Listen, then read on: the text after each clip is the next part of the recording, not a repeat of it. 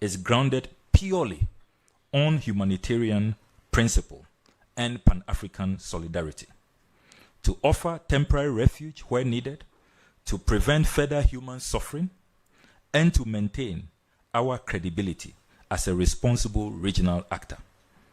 Ghana's decision must be understood as an act of Pan-African empathy. It is not transactional. Like Rwanda, Eswatini, Uganda, South Sudan, who are welcoming fellow Africans, we are standing up for our brothers and sisters in distress.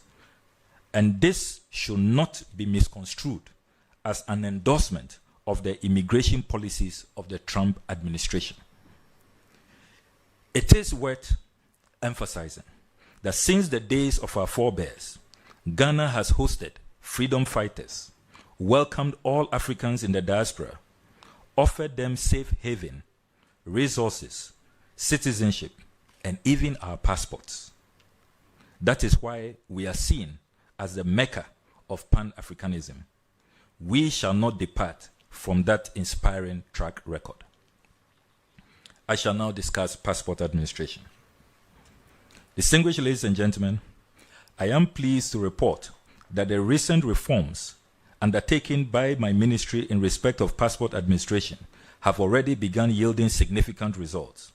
As part of our digital transformation agenda, the ministry successfully rolled out the chip-embedded passports on the 28th of April 2025, placing Ghana among the African countries to implement this internationally compliant travel document. These next-generation passports boast over 175 advanced security features, up from 32 in the previous version, and meet the highest international standards set by the International Civil Aviation Organization, ICAO. This has drastically improved the credibility and security of Ghanaian travel documents on the global stage. We also enhance our mobile passport application service to support applicants with limited mobility, starting with a specialized deployment to assist this year's Hajj pilgrims, a demonstration of our commitment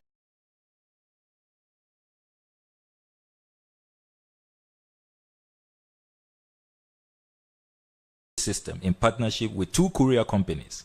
I had the honor of personally delivering the first batch of passports under this service to applicants at their workplaces and homes, symbolizing our new approach of bringing government closer to the people.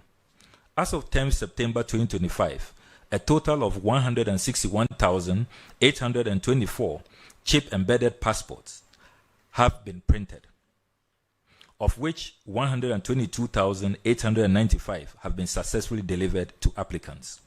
Our reforms have also addressed the critical issue of delays in the processing of passport applications.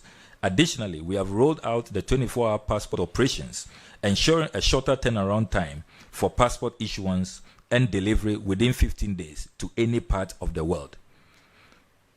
Currently, we have 13 passport application centers in 9 regions, with a breakdown as follows: 3 in the Greater Accra region, 2 in the Ashanti region, 2 in the Northern region, 1 in Upper West, 1 in Eastern, 1 in Central, 1 in Western, and 1 in the Bono region. Efforts are in place to open 7 additional passport application centers to cover the 6 new regions and Bolgatanga, the capital of the Upper East region. These parks will be opened this year. I am glad to note that the Bolgatanga Passport Application Center will be fully operational next month, October.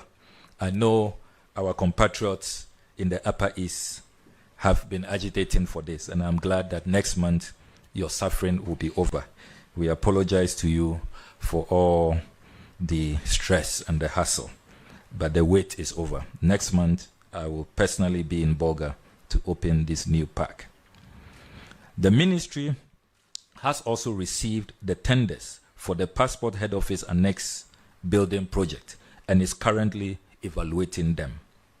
I'm also pleased to inform this gathering that in keeping our promise, we have submitted proposals to Parliament as contained in the new fees and charges bill for a reduction in passport fees from 500 Ghana cedis to 350 Ghana cedis for the 32-page booklet. It is expected to come into force once Parliament resumes session and passes the new fees and charges bill. Before Parliament went on break, it was late. And you know, for allies, it has to meet a 21-day count.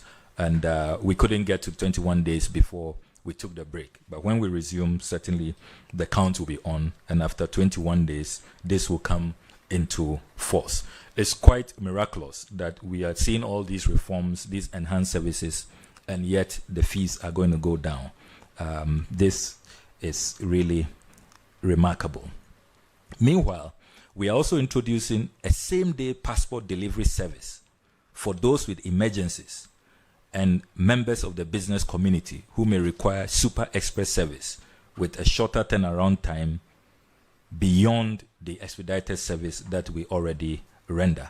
And this is also contained in the new fees and charges. So when these new fees and charges matures, you will see that a new service provision will come into force where you can obtain a passport in a day without going through a middleman or a goro boy, as they are infamously called.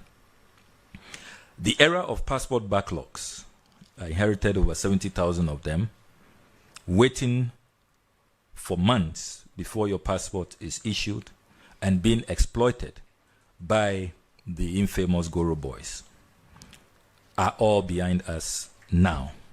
And we dare say that they are gone for good. Additionally, we have instituted a modernized digital application platform, established a 24-hour customer call center, and streamlined the process flow in partnership with the National Identification Authority. This has enabled real-time cross-verification, thereby reducing fraud and expedited processing. You may also wish to note that the ministry has also introduced in our missions a 5-day visa processing policy, with e-visas to be introduced next year, 2026. Ladies and gentlemen, we shall now focus attention on STRIDE. In a significant step toward long-term fiscal prudence and enhanced global representation, Cabinet has approved our strategic transition from renting to infrastructure development, STRIDE. So that is what the STRIDE initiative represents. Strategic transition from renting to infrastructure development, STRIDE. Under this landmark policy, the ministry will progressively reduce its reliance on rented facilities for its missions abroad by acquiring and developing permanent state-owned properties. The STRIDE initiative demonstrates our commitment to sustainable diplomacy, fiscal responsibility, and the dignified presentation of Ghana's image internationally. Ghana cannot continue spending $15 million every year on rent for our diplomatic missions. This cannot be judicious use of taxpayer resources. Our image is not enhanced abroad, and it certainly does not do our foreign service any good. The reset agenda demands that we fix this, and I pledge to you that we shall do just that. Following Cabinet's approval and the President's instruction, a transaction advisor has been appointed by the Finance Ministry, and the Finance Ministry has also initiated the process to engage a consortium of banks that will be responsible for funding the STRIDE initiative in a transparent and competitive manner.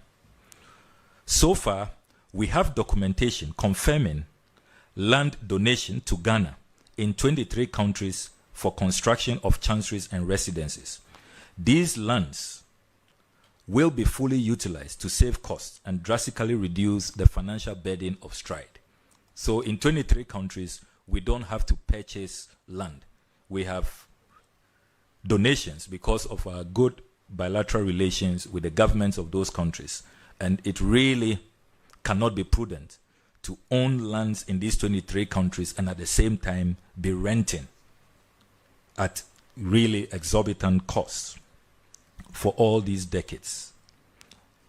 And the sad part is that some governments are beginning to threaten that they will take their land back if we are not going to make good use of the land. And that is why this Stride initiative is so timely and must be supported by all. Distinguished ladies and gentlemen, may I use this golden opportunity to announce that the Mahama administration has decided that these new Ghana embassies and high commissions to be constructed across the world must have a standard design which should depict our unique heritage and culture. We are therefore today announcing an open competition which should lead us to select the most iconic, green and creative architectural design for Ghana House, as they will be known across the world. This competition is open from today, 15th September 2025, to Friday, 14th November 2025. All Ghanaian architects, whether young or old, fresh graduates or legends, you are all free to participate in this competition. It is worth noting that this is obviously a refreshing departure from the recent past. We saw all major national projects being single source for one architect, from National Cathedral, Marine Drive, Agenda 111, Bank of Ghana Head Office, Du Bois Center, New Parliamentary Chamber, Trade Fair redesign, GMPC Head Office, Airport City, and I can go on, all going to one architect. That era has ended. There's a new reset. And this is another confirmation that the reset is truly happening. Now I come to Oral. As the former chairman of Operation Recover or Loot, Oral, which was a cornerstone of President Mahama's campaign and a legitimate popular demand of the Ghanaian people, I can confirm that the principles of Oral strongly undergird every decision I take as Minister for Foreign Affairs. Some of our Oral successes at the Ministry of Foreign Affairs include: 1, reclaiming all the ministry's land at Airport Residential Area, which had been sold; 2, aborting the illegal sale of our diplomatic property in Lagos, Nigeria, and assisting national security to arrest the prime suspect, one Mr. Bright Mensah Bonsu, who received part payment of $1.5 million, which, by the way, was never paid into any government account. He was on a frolic of his own, not a staff of the Ministry of Foreign Affairs, even though he managed to obtain a diplomatic passport. I am glad to say that Oral is working in our ministry. He has been picked up.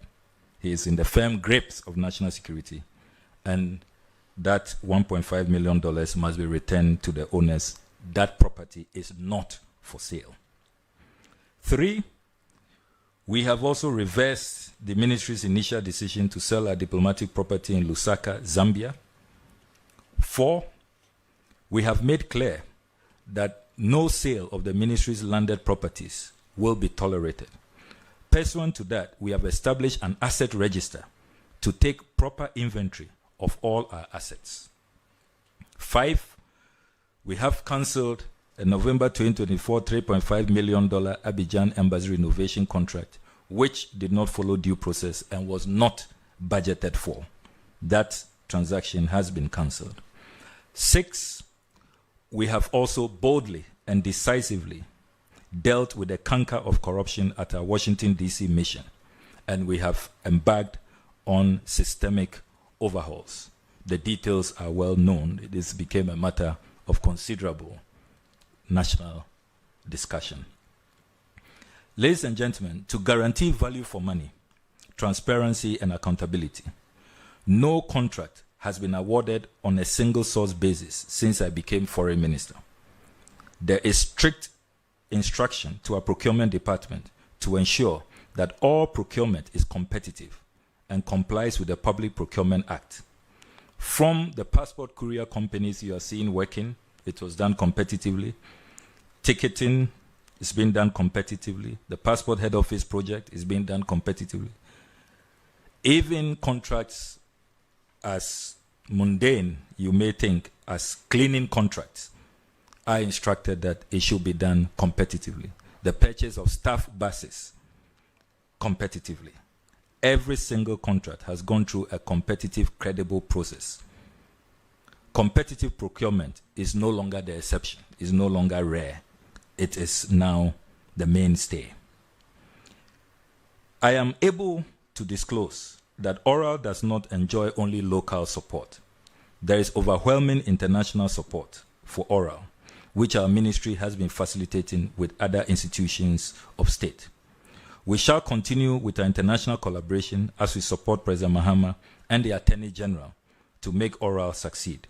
For instance, on President Mahama's recent historic state visit to Singapore, an agreement was reached to support Oral by creating a bilateral framework to build the forensic capacity of Ghana's anti-corruption institutions, including IOCO, SHRAJ, OSP, and the police CID, taking into account Singapore's globally celebrated anti-corruption reputation. Now I shall come to other broad governance issues at the ministry. In strengthening our institutional capacity, we inaugurated the Ministerial Advisory Board and the Governing Council of the Foreign Service Institute in May 2025. These bodies will provide high-level strategic oversight, support long-term planning, and foster interagency collaboration. Furthermore, a novel delivery unit was established within the ministry, headed by a former ambassador, His Excellency Alexander Grant in Trakwa. The unit rolled out our groundbreaking key performance indicators for our ambassadors and high commissioners. The 500-page KPIs were launched by His Excellency the President at the opening ceremony of the Conference of Heads of Mission on the 1st of September 2025. This is the first time in the history of Ghana that our envoys are being sent out with a clear performance framework to guide the execution of their mandate. The KPIs are intended to make our diplomats more accountable and ensure our missions deliver tangible outcomes in trade promotion, diaspora engagement, creating markets for Ghanaian products, cultural diplomacy, and consular services, among others. To further widen Ghana's global reach and to deepen bilateral cooperation, the ministry has established a mission in Budapest, Hungary, this year. It intends to establish consulates general in Lisbon, Portugal, Dublin, Ireland, and Massachusetts in the United States, as well as Singapore, which was announced by President Mahama during his recent state visit. As part of enhancing the performance of the ministry and its missions abroad, the ministry convened the 2025 edition of the Conference of Heads of Mission and Orientation Program for newly appointed envoys from 1st to 5th September 2025. The program brought together Ghana's ambassadors, high commissioners, consuls general, and a cohort of newly appointed envoys to engage in high-level deliberations on the evolving role of diplomacy in advancing Ghana's national interests. The conference anchored on the theme harnessing the dividends of diplomacy for Ghana's research agenda, provided a platform to realign Ghana's diplomatic efforts with the government's broader vision of national renewal, economic transformation, and global repositioning. Alongside strategic discussions, the program included briefings by key resource persons, including honorable ministers and technical experts on the government's policy directions. Her Excellency the Vice President, Professor Jenana Opoku-Agyeman, lent further weight to the proceedings by joining the launch of the KPI initiative. At the same time, the Gammanche, Ni Taki Teiko Churu II, who chaired the opening ceremony of the conference, spoke passionately about the importance of cultural diplomacy. And you all agree that his address was most illuminating. The 5-day event also witnessed the commissioning of 18 ambassadors and high commissioners and the attendance of 21 envoys who are yet to be commissioned. The highlight of the week was the closing ceremony awards and dinner night, which was graced by the Chief of Staff, the distinguished Julius Debra, as the guest of honor, Minister for African Integration and Foreign Affairs of Senegal, Her Excellency Yassine Fall, honorable ministers, as well as other government officials. 5 of our veteran diplomats whose distinguished service has shaped Ghana's diplomatic legacy received meritorious awards. They are Dr. Obed Asamoah, the longest-serving foreign minister, Ambassador James Victor Beho, Dr. Mohammed Ibn Chambers, Ambassador Chris Kodo, and the 101-year-old Ambassador Richard Maximilian Akwe. He is the only surviving diplomat, the first 10 diplomats who established the Foreign Service of Ghana. He is the only surviving diplomat. Really blessed indeed. And he told me that he's really glad that his sacrifices have been finally recognized. And I want to thank colleagues for making that happen. Now, regional integration and candidatures. Ghana's visibility and leadership on the African continent have grown significantly in the past 8 months. Through intense diplomatic lobbying and strategic engagement, 3 distinct Ghanaians have been elected to senior roles within the African Union. These include Ambassador Amachum Amwa as the Commissioner for Health, Humanitarian Affairs and Social Development of the AU, Ambassador Jengasu Aheto as a member of the African Union Commission on International Law, and Mr. Kwame Edem Senanu as a member of the African Union Advisory Board Against Corruption. These victories reflect the growing respect for Ghanaian professionalism and values on the continent. Additionally, we led the campaign that resulted in Dr. Delise Memedako becoming the first Director General of the African Medicines Agency, a testament to Ghana's commitment to public health and pharmaceutical sovereignty. Dr. Odro Osai was also successfully elected to the United Nations Committee of Experts on Public Administration. In furtherance of regional cooperation, Ghana had the honor of hosting the official launch of the 50th anniversary of the Economic Community of West African States on 22nd April 2025 at the Accra International Conference Center.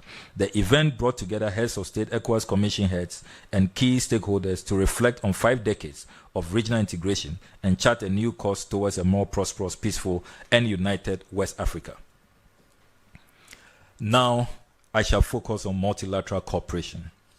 Ladies and gentlemen, His Excellency the President will lead a delegation to participate in the high-level week of the 80th session of the United Nations General Assembly from the 22nd to the 30th of September 2025 in New York. That is just next week. The 80th session is being held under the theme, Better Together, 80 years and more for peace, development, and human rights. In keeping with previous practice where heads of state and government address the General Assembly, President Mahama will deliver the national statement during the general debate on Thursday, 25th September, as the 12th speaker. Kindly take note, media. President Mahama speaks on Thursday, the 25th of September, 2025. President Mahama will make history as the first Ghanaian president to return to address the United Nations after an 8-year hiatus, if I will put it that way. As part of his engagement while in New York, President Mahama will participate in several high-level meetings and side events. President Mahama, in his capacity as African Union champion for African financial institutions, will host a side event on Africa's financial sovereignty on 24th September 2025. This event will bring together heads of state and government, finance ministers, governors of central banks, and representatives of the African Union and other institutions to reassert Africa's financial sovereignty, build momentum for the establishment and effective operationalization of AU financial institutions, and seek reforms in the global financial architecture. Furthermore, given the role of the President of the Republic as the AU champion for reparatory justice for Africans and people of African descent, and Ghana's leadership in advocating for reparative justice and reforms, Ghana will co-host a side event with the President of Senegal on 25th of September 2025. The President is also scheduled to hold several bilateral meetings with his counterparts to discuss issues of mutual interest.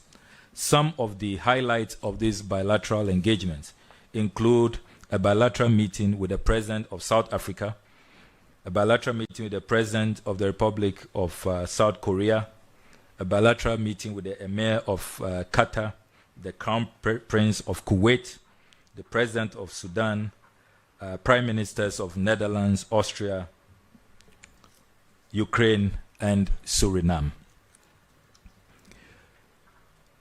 Bilateral and international cooperation. Ladies and gentlemen, our international cooperation efforts have extended well beyond the African continent, underscoring Ghana's commitment to constructive global engagement. I had the honor of leading and facilitating several high-level diplomatic engagements, which have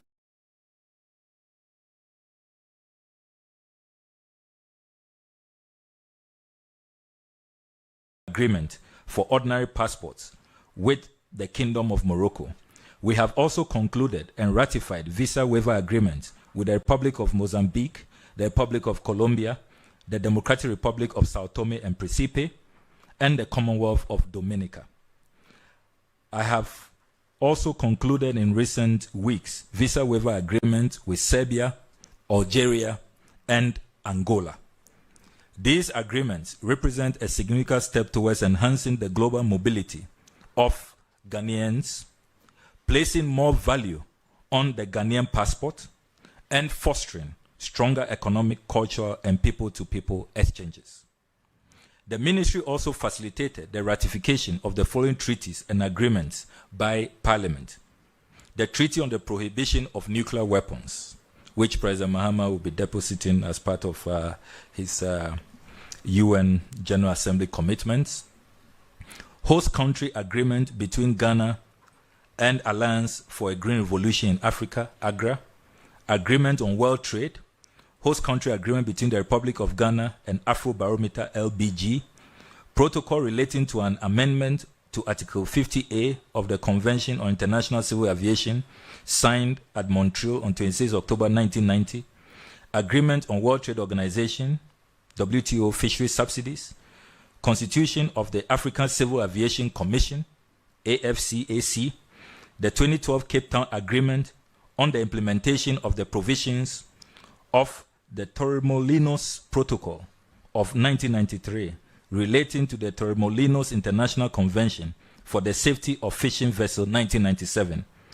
Protocol relating to an amendment to Article 56 of the Convention on International Civil Aviation, signed at Montreal on 6 October 1986. And let me reveal that my legal department has not been sleeping, and all the complaints have come to my attention. But Director Legal Audrey is more than capable, and so she will continue not to sleep for God and country, as I always say.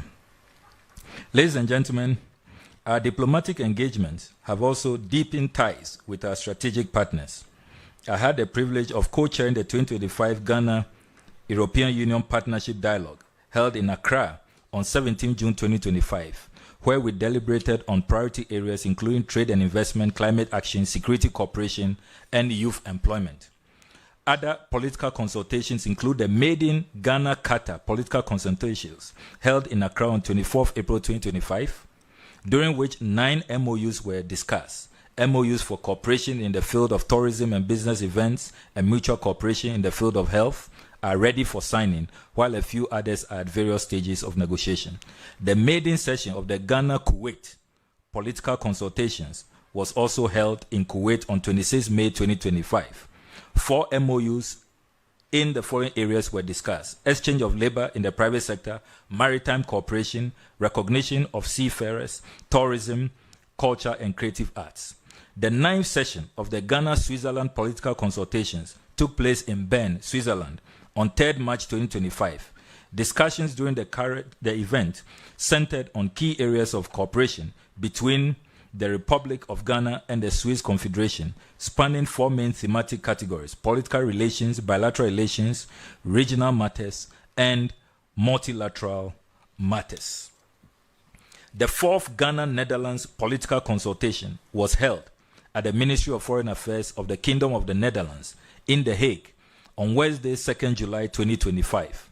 The consultations address the following thematic areas: global affairs and security cooperation, cooperation in the multilateral system, human rights, migration, cultural cooperation, macroeconomic development, trade and investment, cocoa, agriculture, and food security. Such engagements, ladies and gentlemen, reaffirm Ghana's role as a credible partner on the global stage and contribute meaningfully to our national development objectives.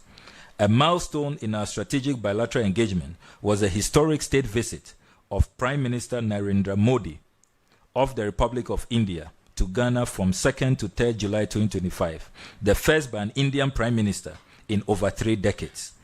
The visit reaffirmed the strong and enduring partnership between Ghana and India, rooted in shared Commonwealth values, South-South cooperation, and mutual respect. During high-level discussions, both leaders explored key areas of collaboration, including trade and investment, green energy, healthcare, digital innovation, education, defense, and critical minerals. India also pledged technical support for Ghana's vaccine hub ambitions and digital payments infrastructure, drawing on its unified payments interface, the UPI model. The visit culminated in the signing of 4 memoranda of understanding covering cultural exchange, standards and certification, traditional medicine, and a joint commission mechanism. Outcomes included a commitment to double bilateral trade and deepen cooperation in emerging sectors. This comprehensive partnership marks a new chapter, an elevation in Ghana-India relations, and reflects Ghana's broader commitment to inclusive, equitable, and forward-looking partnerships within the global South. Ladies and gentlemen, His Excellency John Dramani Mahama, President of the Republic, led a high-level delegation, including my good self, to participate in the 9th Tokyo International Conference on African Development, TICAD 9, held in Yokohama from 20th to 22nd August 2025. This strategic engagement provided a platform to strengthen Ghana-Japan relations and explored new avenues for development cooperation. During the visit, President Mahama successfully secured a series of investment deals across key sectors aimed at accelerating Ghana's economic transformation and inclusive growth. The following are some of the key investment deals secured from Japan. Revival of the Volivo to Dofwa-Didome Bridge project across the Volta River, with both governments committing to provide the required additional funding. And here I have to do full disclosure and declare my interest that this is a constituency project. The Volivo to Dofwa-Didome Bridge will really help my North Town people. But it's been a long-standing project, and I'm glad that it's going to come into fruition since President Mahama negotiated this in 2016. Then there is the urban transport, the Kumasi Inner City Ring Road project, to commence shortly. A new agreement with Toyota to expand operations in Ghana and make Ghana its West African hub. A space cooperation agreement signed with Japan to leverage satellite technology and space science for Ghana's development. A program to train 300,000 African youth in artificial intelligence, modern agriculture, biotechnology, green transition, and tech startups. Special cooperation with Japan to boost rice production through scientific research to attain national food security. Here again, Aveima rice in my hometown, which has collapsed, is likely to be revived. Then $100 million secured to support new agricultural projects. Then a strategic partnership with Japan as the country considers investing $1.5 billion in Africa, with Ghana identified as a primary beneficiary. The following memoranda of understanding were signed on the margins of the summit: cooperation on promoting business and investment relations between Ghana and Japanese businesses, space business cooperation, co-creation, development implementation of information technology education curriculum in Ghana, industrial development through the expansion of the automotive business. At the invitation of His Excellency Tharman Shanmugaratnam, President of Singapore, President John Dramani Mahama undertook a historic state visit to Singapore from 26 to 28 August 2025, becoming the first Ghanaian president to do so. The visit aimed at strengthening bilateral cooperation across key sectors, including trade, investment, education, science, innovation, agribusiness, urban development, and the digital economy. It also sought to foster strategic partnerships that support Ghana's economic transformation while enhancing Singapore's engagement with African markets. During the visit, the President had the opportunity to present Ghana's investment potential to a distinguished group of global investors and development partners. The primary objective was to attract investment commitments, strengthen strategic partnerships across key sectors, and position Ghana as a gateway for Singaporean businesses seeking access to opportunities within the Africa Continental Free Trade Area. As a result of these engagements, President Mahama successfully secured investment deals valued at $1 billion, spanning a range of strategic sectors. The underlisted agreements were secured during the visit. Olam committed to invest $200 million in new projects, including a new 43,000 metric ton pasta processing plant and a feed processing plant for poultry and agriculture. And I am glad to announce that they have commenced construction, and the President is eager to commission these projects next year if they go according to schedule. Shangri-La has also pledged to construct a $300 million ultra-modern 5-star hotel, a mall, and a convention center. Ghana seeks to become the conference destination in West Africa, and this project is really key in helping us achieve that objective. Then a 10,000 capacity student hostel is to be built for students at the University of Ghana.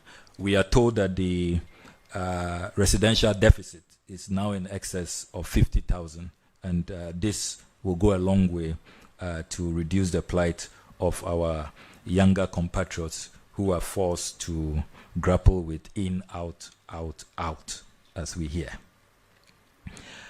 Security upgrades at Kotoka International Airport to enhance our capability to, among others, check smuggling and drug trafficking. Expansion of Tema Port and revival of the Tema Dry Dock. Construction of a new jetty for oil ships.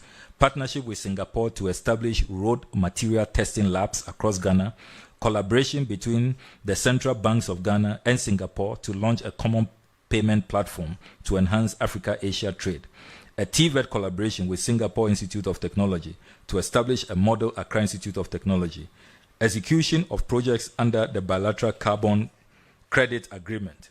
As part of a public service research initiative, the first group of 18 chief directors from Ghana's ministries have already traveled to Singapore and are there currently for intensive leadership bootcamp focused on capacity building and knowledge sharing. Singapore has also offered to share best practices with staff of the parks and gardens, and only this week we held discussions to facilitate the trip of our officials. You do know that President Mahama has had a special honor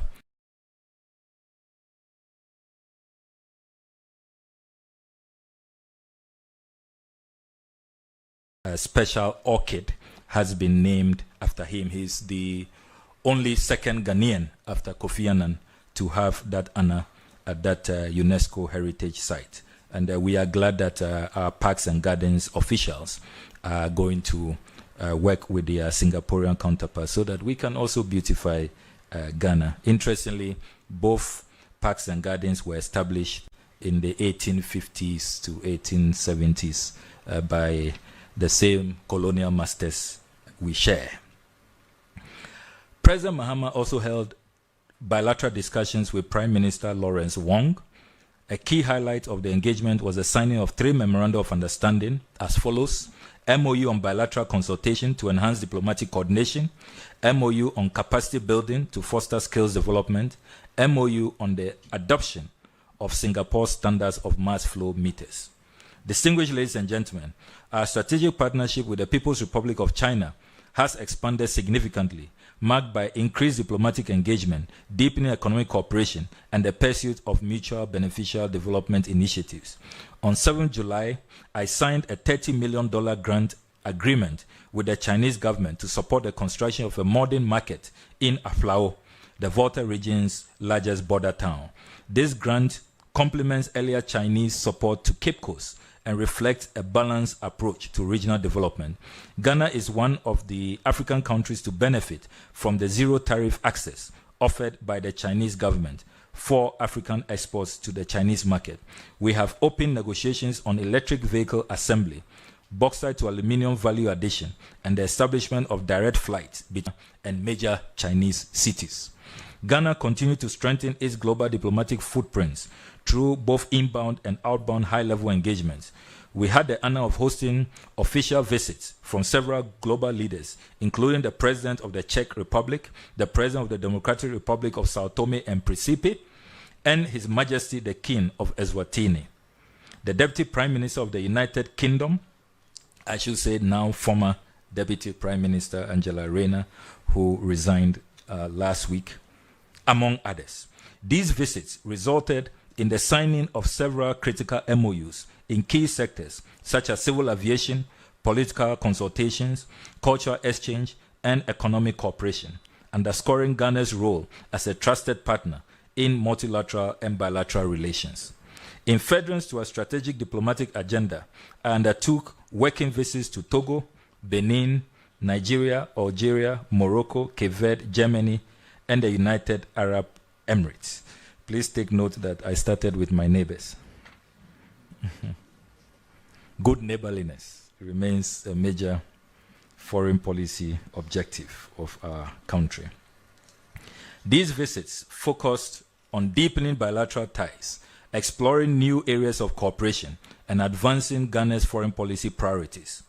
A notable highlight was my visit to Algeria, where our diplomatic engagement culminated in the signing of a historic comprehensive strategic partnership.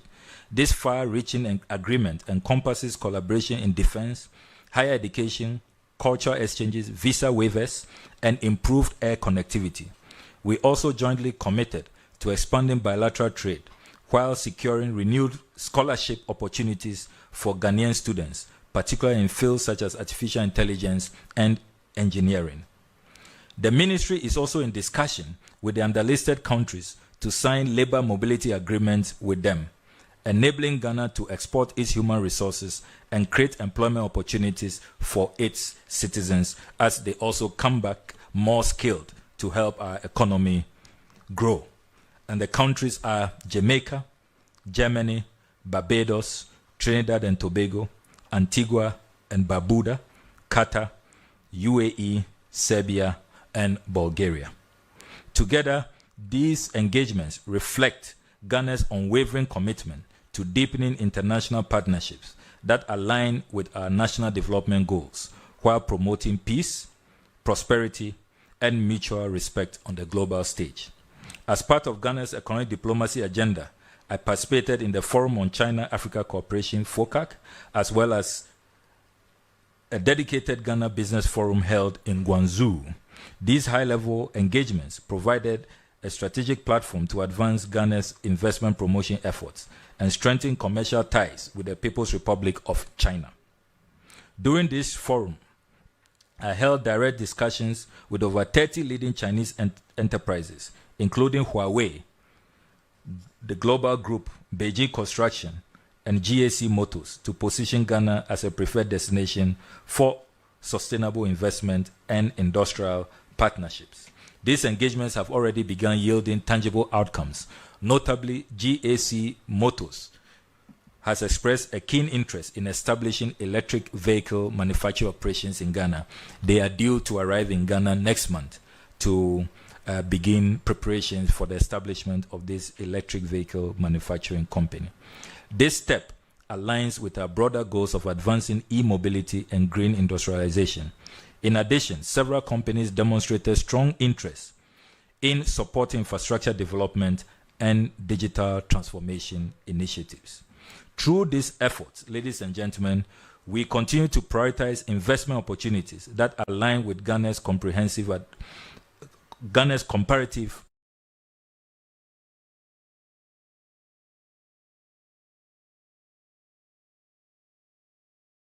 and accelerate inclusive economic growth. Ladies and gentlemen, Ghana's diplomacy is undergoing a meaningful reset and a purposeful transformation, recalibrated not merely as an instrument of statecraft, but as a catalyst for inclusive development, national pride, and global leadership. The ministry is at the forefront of this renaissance, delivering tangible results, leading with integrity, and consistently championing the interests of Ghanaians both at home and abroad. And that is why I am delighted to indicate that we now have new conditions of service to further motivate our hardworking and dynamic staff at the Ministry of Foreign Affairs. As they deliver more results, we must also be interested in their welfare and doing more to motivate them so that the morale will continue to be high. I see Ambassador Akins is excited about that. With the continued support of all stakeholders and the Ghanaian people, we remain steadfast in our commitment to building a foreign service that is professional, people-centered, and purpose-driven. Our vision is clear: to establish a modern, effective, and globally respected foreign policy apparatus that reflects Ghana's values, advances our national interests, and enhances our standing on the world stage. The Ministry of Foreign Affairs stands ready to meet this mandate with dedication and resolve in service to the nation and its citizens, definitely for God and country. I thank you for your attention.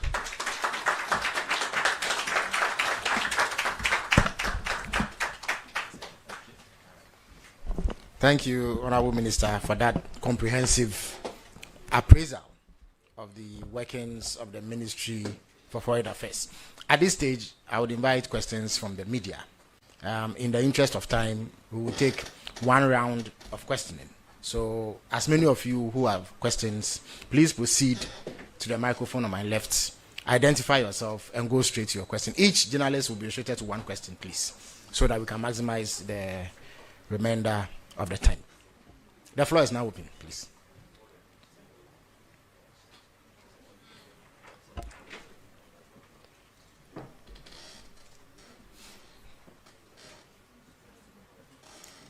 All right.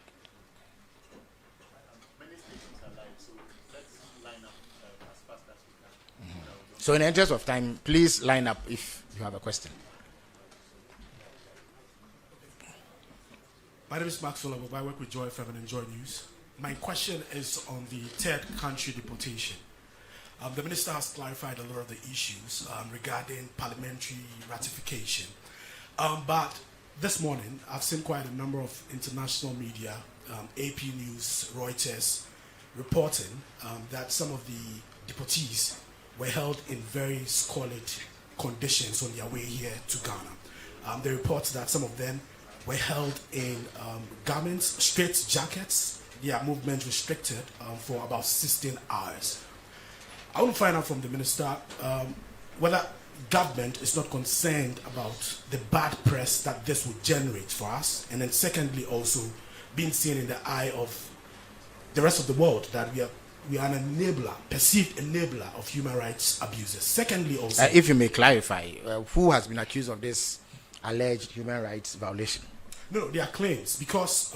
claims on that who has done what? There's a lawsuit in a court in Washington where this person, the complainant, is making the claim against that they were abused. By who? On their way here to Ghana. They were held in straight jackets and all of that. And the international press is reporting this. And some persons...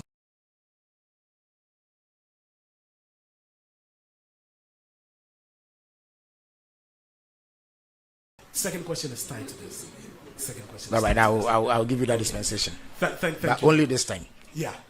Thank you very much. So I want to find out, is this memorandum of understanding strictly tied to just West Africans, or we'll get to the point when we'll take in other nationals out of the sub-region? Thank you very much. Thank you very much. Yeah. God bless. Thank you very much. My name is Fred Zuwer, freelance journalist. Minister, I know you've engaged your Chinese counterpart in a couple of diplomatic engagements. I mean, regarding economic relations and stuff like that. But to what extent have you engaged them regarding the distraction to our environment as far as illegal mining is concerned. Thank you. Thank you very much. Good morning. I'm Salamat Kukwapento. I work with the Despite Media. My question to the minister is, I want to know from him whether his ministry grants the former president and the former vice president their courtesy duties, please. All right. Thank you. Thank you very much. My name is Patrick Asford Buedu. I'm with Radio Gold. Security-wise, Honorable, I want to find out if the presidential jet currently that the state is using is in a good state. Then also, do you think it is appropriate and prudent for His Excellency John Dramani Mahama to be traveling with this particular presidential jet? Recently, when the president was traveling to Japan and Singapore, we were told that he went with a commercial flight. He will be traveling again for the United Nations program. I want to find out whether he will be traveling with a commercial flight again. Thank you. Thank you very much. I am Akosi Aocho. I work with City FM. Permit me, I have two questions. Minister, on August 1, President Mahama, on behalf of government, delivered food products as a humanitarian donation to Palestinians. Now, in his speech, he says, this gesture of compassion aims to respond to the needs of the people in Gaza, particularly innocent civilians who are enduring unimaginable hardship. At the same time, this humanitarian support, the Coalition of Ghana Scholars Abroad earlier this year, in a letter to the president, called for immediate attention to alleviate their struggles. They cited a non-payment of stipends for 11 months. Now, in light of the president's message of gesture of compassion and Ghana's support for people suffering abroad, how does your ministry justify prioritizing large-scale humanitarian donation with the ongoing, for lack of better words, neglect of students who have described as their hardship that they're going through? And then secondly, I'm happy that you mentioned 24-hour operations, starting off with the passport centers. But I want to find out if you can provide us specific numbers or figures of how many people have been employed in line with your one job, shift, 3 shifts, and then 3 people. Thank you. Thank you very much. I'm leading with the Ghana News Agency. My question is bordering on the former foreign ministry premises that was gutted by fire some years ago. Government's plan for it. And number 2, the banquet hall of the State House.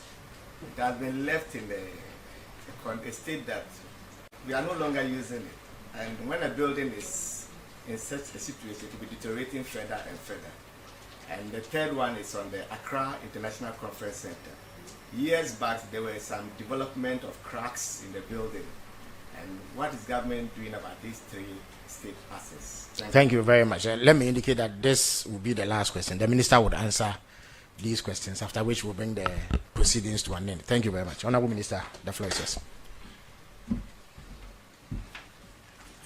Well, let me thank you all for the very insightful questions. I have written 10 questions from all of you, and I will proceed on the order with which we received the questions. Maswell Ablakwa of Joy, on the third country deportation, you are wondering if we will not be seen as an enabler. To the contrary, I mean, these people had their rights being violated already before their departure. We have followed the lawsuits that have been filed, and it is important to stress that Ghana has not been cited. We are not the target of these persons who say their rights have been violated. Their target is the United States, the Trump administration. And as has been pointed out, we are only helping our brothers and sisters. We are coming in purely on humanitarian grounds, expressing Pan-African solidarity, which Ghana is famed for. So we should rather be seen as a country that wants to look out for its fellow Africans That is why we made it clear to the Americans that we will not accept $1. We don't want any, because it comes with some financial burden, hosting them, taking care of the accommodation and all of that before they transition to their countries. But we said that we will not, because it could be misconstrued and the impression could be created that we are doing this for some other motive, some financial objective. We are not seeking any financial gain at all, and we have stated that under no circumstance will we accept any financial reward for accepting. We just could not continue to take the suffering of our fellow West Africans. And remember that West Africans can come to our country visa-free for 90 days under ECOWAS protocols. So really, what we are doing is consistent with our ECOWAS protocols. The second part of your question, Maxwell, is that are we going to be expanding this to other Africans? For now, the strict understanding we have with the Americans is that we are only going to take West Africans. And we did that because we noted that in other regions of Africa, other countries were looking out for citizens of those regions. For example, Uganda, Rwanda, Eswatini, Sudan, taking care of Africans from other regions. So we thought that since there was a vacuum in West Africa, we should step in as part of our Pan-African credentials to take care of West Africans. So for now, it is tied strictly to West Africans. Then Fred Duho on China and Galamsey. We have very great relations with China, and to be fair to the Chinese, a lot of them are doing good business. They are investing in transformative projects. There is no official China government policy to come and destroy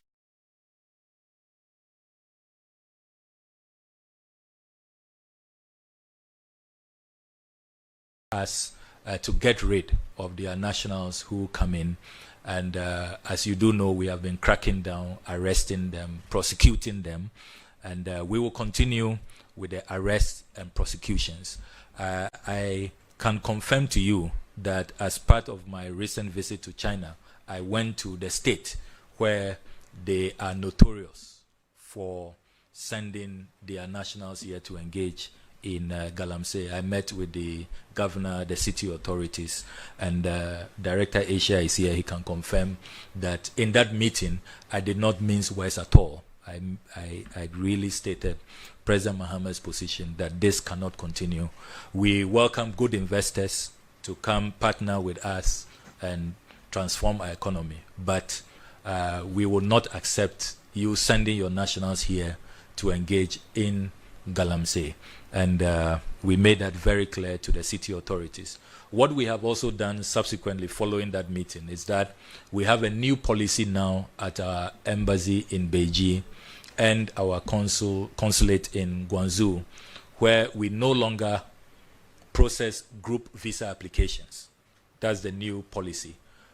Everybody must show up for an interview, and no matter if you claim you are coming for a conference, an excursion, whatever, you must all produce yourselves individually and apply individually.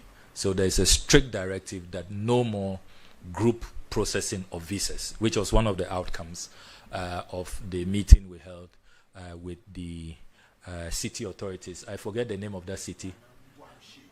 The Guangxi province, and the city specifically is Nanning, yes, Nanning. So I can assure you that we are dealing with that matter very fairly in our national interest, because this Galamsey menace is really a menace that all of us must confront, and it aches my heart. It gives all of us sleepless nights. It is an existential threat we face, and if we don't deal with it boldly and ruthlessly, we are virtually on a suicidal path. And the little we can do as foreign ministry, making sure that at least we stop suspicious characters from coming in, we are doing that. Of course, we are not responsible for going into the field and removing those who are engaged in that. We have other ministries who are capable and competent in dealing with the ground menace. Then I come to our lady from Despite, Salamatu, who is asking if the courtesies and privileges due the former president and the former vice president, if they are intact. I can confirm to you that all the courtesies due our former president and his spouse, not only the former president, his spouse, the former vice president and his spouse, we extend courtesies and privileges to them. Indeed, I issued a circular very early on that all courtesies and privileges that must be accorded them. And it's really about the image of our country. Imagine a former president of Ghana arriving in another country and he has to be looking for an Uber or taxi, and they are known. I mean, so it will not be an affront to them. It will be an affront to the image of our country. So that circular is in force, and I can confirm that it's being used. Only last week, the former First Lady was with us in Addis Ababa. Full courtesies extended to her, the Honorable Samira Baumia. She was invited for the Africa Climate Summit.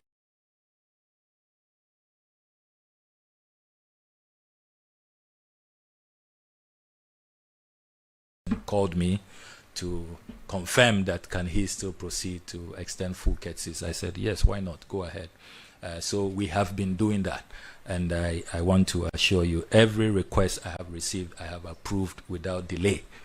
So I can confirm that to you. It's about the image of our country. And when it comes to certain matters, we have to put aside needless, petty politicking. Then Patrick Ashford Buedu is asking the state of the presidential jet.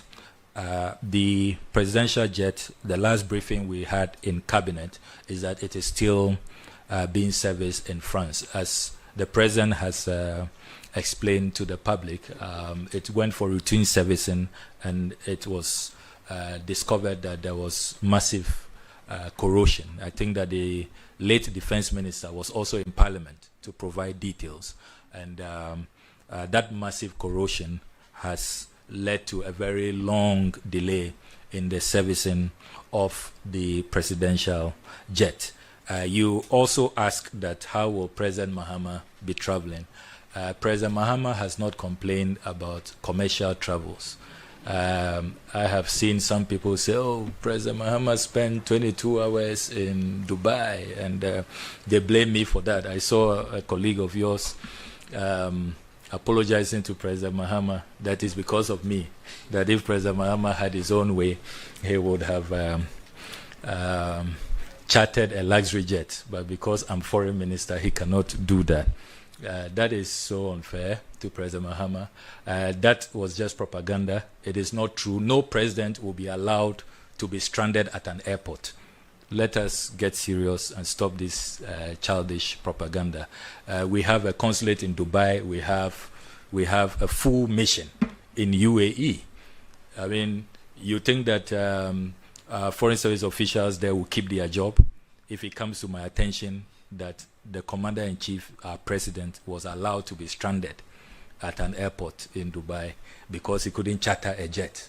Please, let's credit the Ghanaian people with some discernment and some modicum of wisdom. It's just propaganda. Some people clearly want to justify certain actions of the past and whitewash. I still maintain that when our presidential jet is in good condition, in pristine condition, let me use the word which has become very famous. People speak as though I created that word. When our presidential jet is in pristine condition, it is not right to be chartering £18,000, $20,000 an hour charter jet. We come into public office to protect the purse and to do our best to be measured and to be frugal.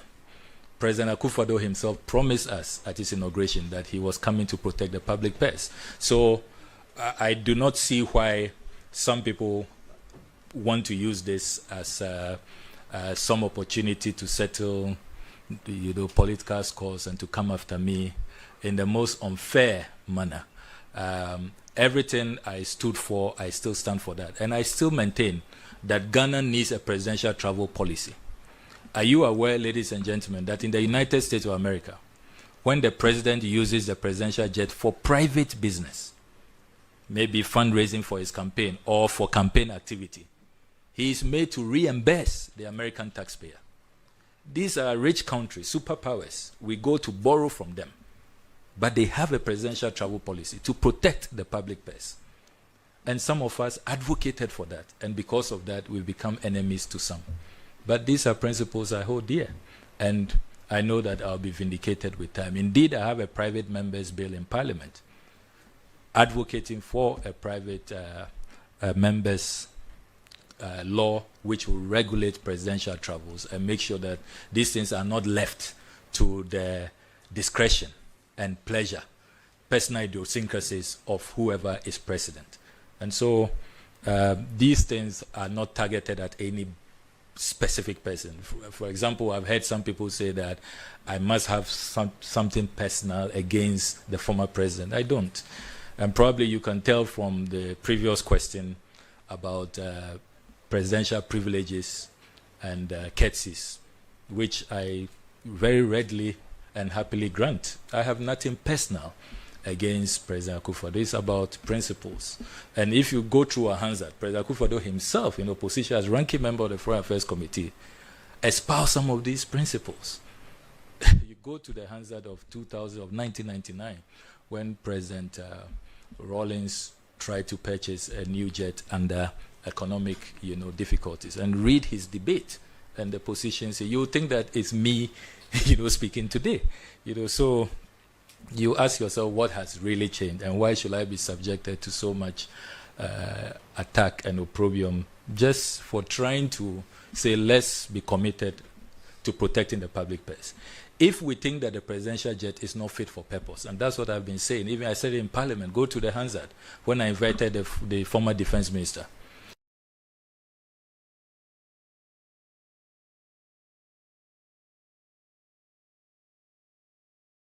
Judicious use of our taxes, sustainable way of ensuring that our presidents travel safely. So the principle is clear, and these are principles that I will continue to hold dear.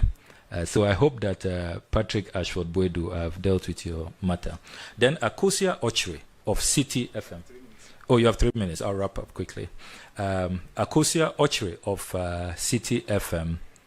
I'm glad that you spoke to the donation to the Palestinians. Indeed, I believe that most Ghanaians, you all felt proud. There's so many Ghanaians who called me when I went out, many Ghanaians who said, look, for once, Ali, we are also donating something. We are not just receiving. They are tired of us receiving. So I'm glad that you highlight that point. Except that you are saying that when students are owed their scholarships, that we are donating to the Palestinians. I think that the two are not mutually exclusive.